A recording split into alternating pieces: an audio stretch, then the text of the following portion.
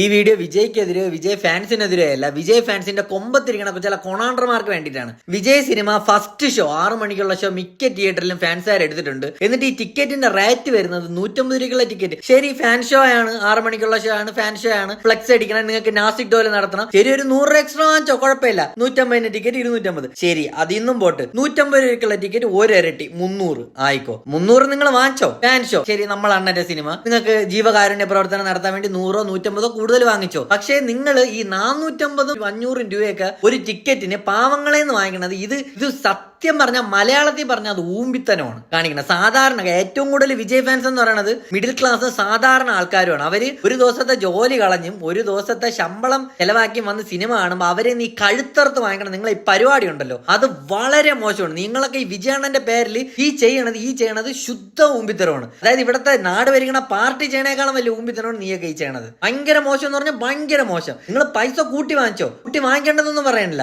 100 രൂപ കൂട്ടി വാങ്ങിച്ചോ, ഒരരട്ടി കൂട്ടി വാങ്ങിച്ചോ, ഈ 2 ഇരട്ടി 3 ഇരട്ടി ഇരട്ടി വാങ്ങി ഈ സാധാരണ ആൾക്കാരുടെ ഇമോഷൻസിനെ വെച്ച് നിങ്ങൾ ഈ പൈസ ഉണ്ടാക്കുന്നുണ്ടല്ലോ. ഇത് ഒന്നീ തിയേറ്ററുകാർ ഇടപെടണം, ഇല്ലെങ്കിൽ ഈ വിജയ് ഫാൻസിന്റെ കൊമ്പത്തിരിക്കണ എല്ലാരും ഇങ്ങനെ ആണെന്നല്ല ഞാൻ പറയണ. ഇപ്പരും ഇങ്ങനെയാണ് വാങ്ങിക്കണത്. ഇതിന് ഫാൻ ഷോ കാണണ്ടെന്ന് വെക്കാം.